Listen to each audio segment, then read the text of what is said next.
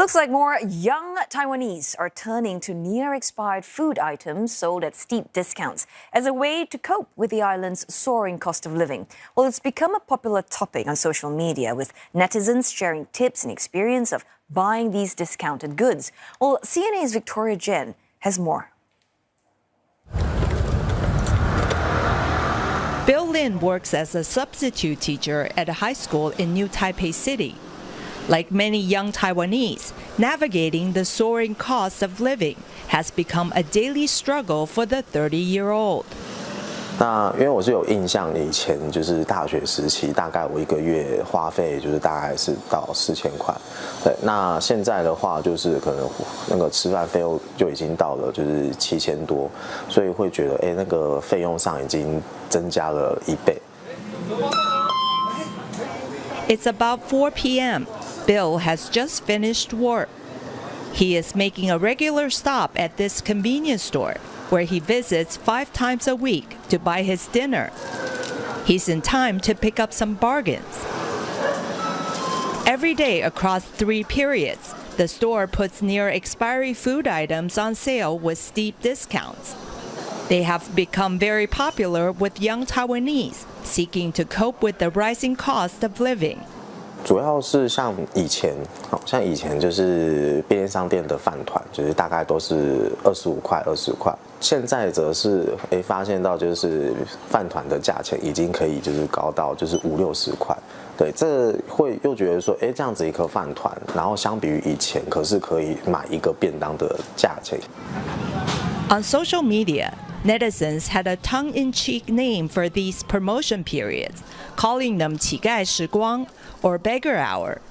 其实我觉得这样子的讲法，听到还是会有点不太高兴因为这其实是一种就是在让食品可以有更好的去消费或者是被吃掉的机会。对，因为毕竟食物上就是被浪费掉，其实也是蛮可惜的。然后加上也是一种，我们这些消费者看到之后，会觉得有一种算是一种小确幸的感觉。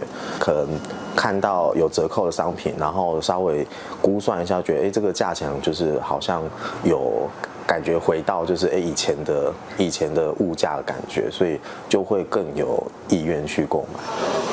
所以呢，其实像我们之前只有2个时段的一个折扣，那我们在去年呢也增加了一个8折的一个时段。那我们也是观察到消费者的需求的增加，那消费者可以自己订阅自己喜欢的门市，然后看看自己喜欢的这些商品有没有折扣出现。那也因为这样子方便的一个做法呢，其实包括很多上班族啦、小资族啦，或者是学生族群都非常喜欢使用我们这个系统。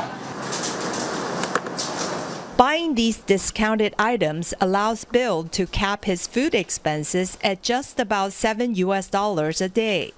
其实节省的话，估算下来其实可以节省到就是700到1000左右，也算是蛮多的因为折扣如果这样看下来的话，就是省下来的1000块也可以让自己在1个月可以去吃一次好料这样子。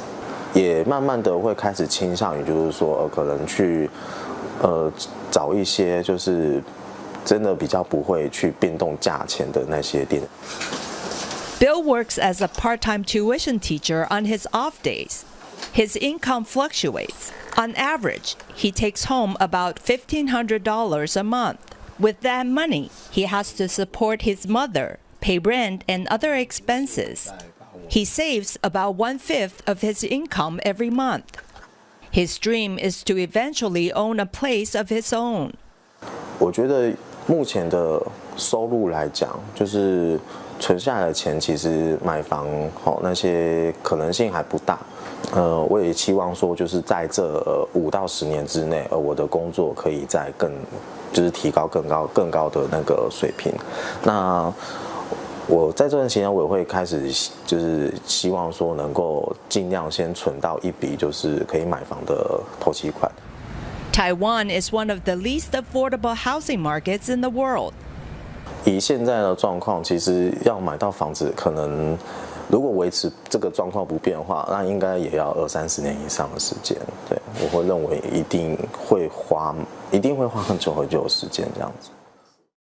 And for more, let's bring in CNA's Victoria Jen in Taipei. Well, Vic, first up, I would just like to say, I mean, I'm totally okay eating food that's, near expiry date. But the fact that they spend, or the bill there spends just $7 a day on food to get by, I mean, firstly, that's quite an impressive feat. But I'm wondering, is this common among young people in Taiwan, or is it just an isolated case in Bill's situation? Well, the way the Bill plans his daily expenses is based on his personal situation. For example, he has a saving goal and he has to support his mother and pay rent. But what he shares in common with other young Taiwanese are stagnant wages and high living expenses. You hear the story that he said his food expenses have doubled in the past few years. Official data shows that Taiwan's consumer price index increased 10% in the past 10 years, and among which food prices increased 26%.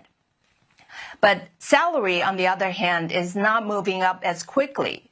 Official data shows that Taiwanese under the age of 30 earned about $1,300 a month. Compared to South Korea, Hong Kong, and Singapore, people in the same age group that make about 3 times more. So that has prompted many young Taiwanese to want to work overseas for higher pay. And a recent survey shows that 50% of young Taiwanese want to work overseas. And this could further exacerbate Taiwan's talent shortage. Yeah, under 30s, the average earning $1,300 a month. Wow. So this stagnant wage growth, though, right? I mean, Vic, it has been an issue in Taiwan for decades now. Why is the problem still unsolved after all these years? That's right. Taiwan's wages have remained stagnant for the past 3 decades, and they are due to a number of reasons. It goes back to 1990s when a lot of Taiwanese factories moved to China for cheaper land and labor. That has caused a lot of job opportunities in Taiwan. At the same time, Taiwan's exports were competing against cheaper goods made in China. So that has prompted Taiwanese companies to cut costs, including wages. On top of that, Taiwan's education system is designed to train young Taiwanese general knowledge rather than specific skills. So that has discouraged employers to pay more for skilled jobs.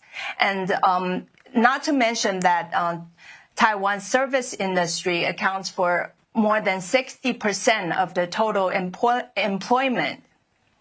And service industry has a low threshold. So that is also led to low wages among young Taiwanese. And it seems like it's a tough time to be a young person in Taiwan, not to mention that, everybody wants to own a home, like what Bill said. And it seems like, trying to have a house, in your name, it's particularly tough for this generation. Is that right?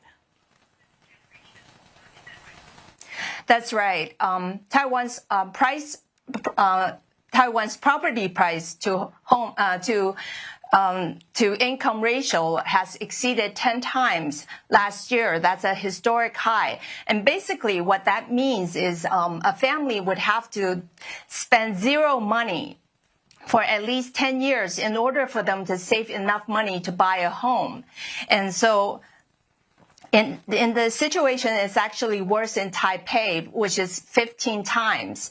Now, there's a number of reasons why Taiwan has such high property price. Because first of all, it's because of limited supply. Now, Taiwan is a small island with a population of 23 million people. And secondly, is the mortgage rate. It has one of the world's lowest low mortgage rate.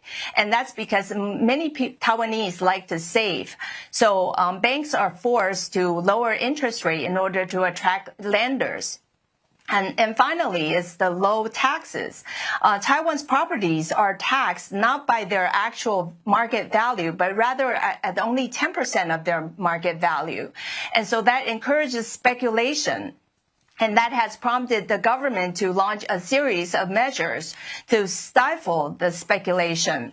And one of which is to a maximum penalty of 1.5 million US dollars. Wow. I suppose a bit of relief, unless you've got parents leaving a house for you behind, perhaps more of a relief for the younger generation in that case. Well, thanks so very much, Victoria Jen, speaking to us live from Taipei.